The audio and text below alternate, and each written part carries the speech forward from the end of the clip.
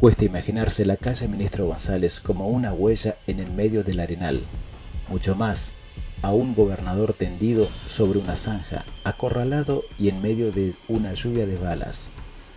Parece increíble representarse a la capital neuquina como el escenario caótico de una batalla campal, pero todas esas imágenes existieron y fueron parte de un episodio dramático, una historia que ocurrió hace exactamente más de 100 años, el 23 de mayo de 1916. Eduardo Elordi llevaba 11 años al frente de la gobernación del territorio de Neuquén, tarea nada sencilla en la recién fundada capital, en donde todo era dificultoso.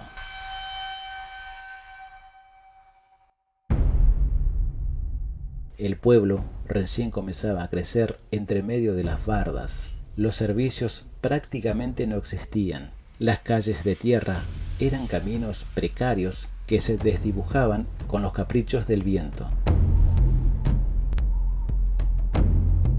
Cuando llegaban las grandes lluvias, el agua bajaba con furia y rompía todo lo que estaba recién hecho. En la Neuquén de principios del siglo pasado siempre era volver a empezar. Pero eran esos los desafíos que imponía el clima y la geografía. Era aceptarlo y apostar a que ese páramo tuviera un futuro o buscar algún otro lugar para vivir.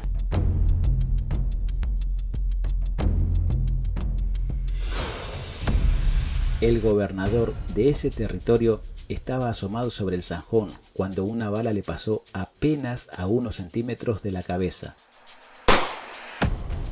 ¿Qué estás haciendo? ¿Estás loco? El que gritó a modo de reprimenda fue José Edelman, un viejo vecino del pueblo que además era su amigo. Edelman estaba junto al gobernador, protegiéndose de los balazos que venían del este.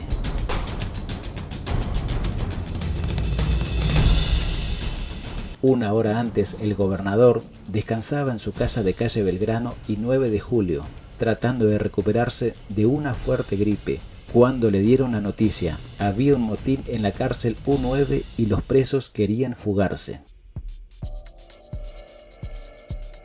Elordi se levantó de la cama de un salto y fue corriendo como pudo hasta el lugar. Bajó por la avenida Argentina y dobló hacia el este en la calle Ministro González. En el camino lo encontró a Edelman, a quien le contó la noticia del motín. Ambos fueron a ver qué había ocurrido en la U9. Metido en el zanjón, Elordi levantó la cabeza para intentar gritar alguna orden de rendición. Edelman quiso hacer lo mismo, pero una bala le atravesó el cuello en fracción de segundos. El pionero se tocó la herida y su mano se cubrió de sangre.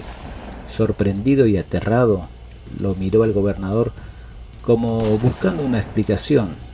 El plomo había pasado de lado a lado a través de la carne, pero no había causado más daño que una pequeña herida que tenía orificio de entrada y salida. «Es necesario que te curen», ordenó Elordi. Edelman retrocedió agachado, casi arrastrándose hasta que quedó fuera de la línea de fuego. Entonces corrió hasta una farmacia ubicada a pocas cuadras de allí, siempre tratando de parar la hemorragia con su mano a manera de compresa. El boticario, que ya estaba al tanto del motín y del tiroteo, le abrió la puerta temeroso y lo hizo entrar rápidamente. Luego lo examinó, le desinfectó la herida y le colocó un vendaje para que dejara de sangrar. «Tenés suerte de estar vivo», le dijo asombrado. Cuando Edelman regresó a esa suerte de trinchera natural que había dejado la lluvia del día anterior, Elordi ya estaba convencido de que no podía hacer nada. Las balas no paraban de volar. La fuga era cuestión de tiempo. «Volvamos, que tengo que dar el parte al gobierno nacional», le dijo su amigo herido.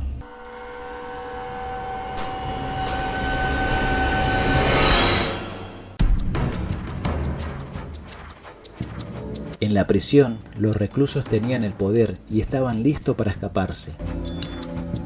Lo habían planeado y charlado durante días y finalmente estaba por cumplirse. Todo el presidio era un caos.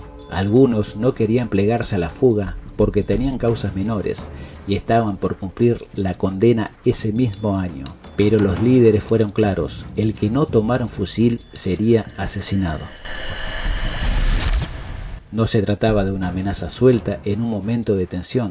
Lo comprobaron cuando uno de los condenados, de apellido Gosella, fue asesinado de un disparo tras recibir aquella orden. A partir de ese momento nadie más cuestionó.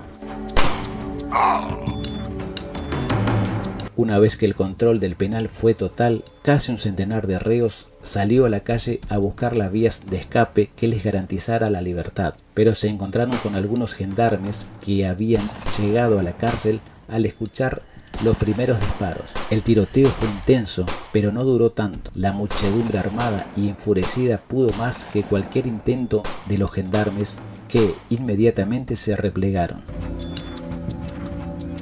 Una vez en la calle, algunos presos corrieron a la jefatura de policía para buscar caballos, pero cuando llegaron, el botín ansiado ya no estaba, ya que, sospechando de que los evadidos irían a ese lugar en busca de animales que les permitieran fugarse con mayor facilidad, el sargento Ricardo Guzmán había llevado la caballada hacia la zona del río. De todas maneras, los reclusos tomaron todo lo que podían serles de utilidad y siguieron camino hacia el oeste. En forma paralela, otro grupo se dirigió hasta la estación del ferrocarril con el objetivo de tomar una locomotora que los llevara hacia la cordillera, con destino final a Chile. Luego de enfrentarse otra vez con los gendarmes, lograron subirse a la máquina, pero no pudieron ponerla en marcha.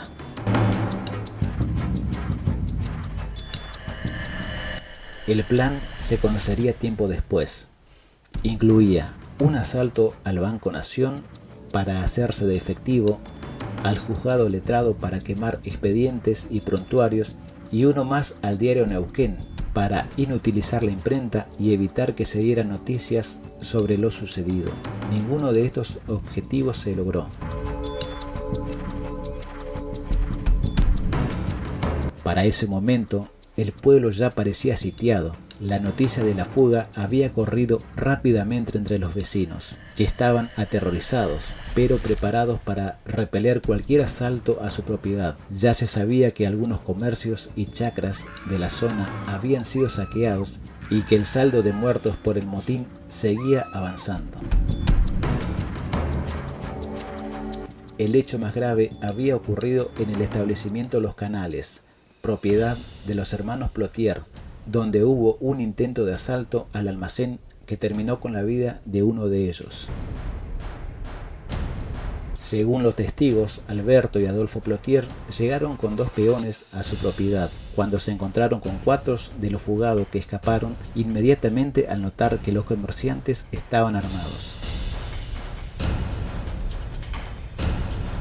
Pero sin embargo, pocos minutos después apareció el grueso de los evadidos y se produjo el asalto inevitable. Los presos dispararon una y otra vez contra el almacén y cuando los Plotier, superados en número, emprendieron la fuga, los atacantes siguieron con el fuego abierto, sin importarles que ya no hubiera resistencia.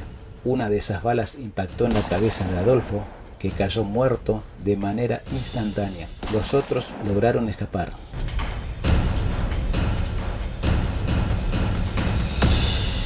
Esta historia continuará.